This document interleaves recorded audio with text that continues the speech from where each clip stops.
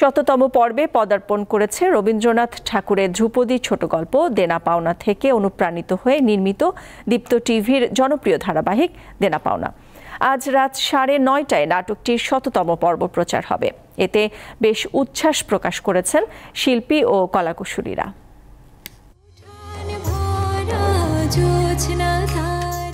চলতি বছরের 18 মে দীপ্ত টেলিভিশনে প্রতিদিনের ধারাবাহিক দেনা পাওনার সম্প্রচার শুরু হয়। খুব অল্প সময়ে এটি দর্শকের মনে জায়গা করে নেয়। ড্রামা, সাসপেন্স ও রোম্যান্সে পরিপূর্ণ নাটকটিতে নতুন নতুন চমক যেমন দেখা গেছে, পাশাপাশি বৈচিত্র্যময় চরিত্রের সন্নিবেশ ও পারিবারিক বন্ধনের অনন্য নিদর্শন সবাইকে মুগ্ধ করেছে। ফলে সব শ্রেণীর দর্শক নাটকটি গ্রহণ করেছে বলে মত সংশ্লিষ্টদের।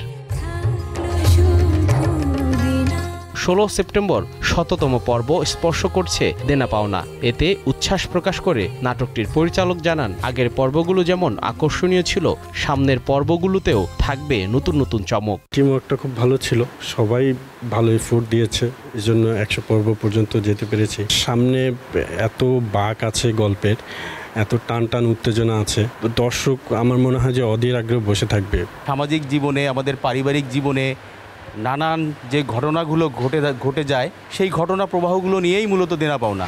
দীপ্ত টেলিভিশন সবসময় দর্শককে প্রাধান্য দিয়েই গল্প বলার চেষ্টা করে। ধারাবাহিকটি শততম পর্বে পদার্পণ করেছে। এটি দীপ্ত টেলিভিশন এবং দেনা পাওনা পরিবারের জন্য অত্যন্ত আনন্দের একটি বিষয়। ইরফান ও পারমিতা তাদের ভালোবাসার স্বীকৃতি চাইলে বাধা হয়ে দাঁড়ায় দুই পরিবারের আর্থসামাজিক বিভেদ। পরিবারের সম্মান, ভালোবাসা ও আত্মসম্মান বাঁচাতে পারমিতাকে নামতে হয় লড়াইয়ে।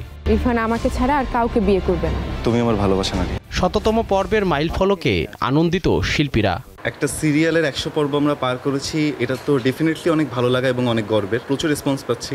ইউটিউবে প্রায় দেখি ইরফান নিয়ে কমেন্ট করে মানুষ, এবং মানুষ যে বলে যে ইরফান কেন কথা বলছে না, এত কিছুর মাঝখানে কেন ইরফান প্রতিবাদ জানাচ্ছে না, এটা খুবই ভালো লাগছে। কাজটা করতে করতেও না শিখছি, সবার মধ্যে ওই ভালোবাসাটা, ওই ভালো লাগাটা নিয়ে কাজটা আমরা করছি, এটাই আমাদের শান্তির জায়গা। এবং আমরা এই 100 পর্বে চলে এসেছি, এটা ভাবতে পেরে আমাদের সবাই খুবই শান্তি লাগছে।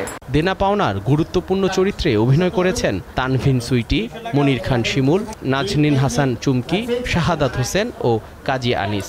দর্শক দেখছে, সুস্থ ধারার নাটক তারা বলছে, এটা আমাদের জন্য অনেক বড় প্রাপ্তি, এবং আশা রাখি দর্শক যেন আরও অনেক এপিসোড দেনা পাওনা দেখে। এই তো কেবল শুরু হলো। প্রতি শনি থেকে বৃহস্পতিবার রাত 9:30টায় দীপ্ত টিভিতে প্রচারিত হয় দেনা পাওনা। এছাড়া দীপ্ত টিভির অফিসিয়াল ইউটিউব চ্যানেল এবং ওটিটি প্ল্যাটফর্ম দীপ্ত প্লেতেও এটি দেখা যায়। জহিরুল মোহসান, দীপ্ত সংবাদ, ঢাকা।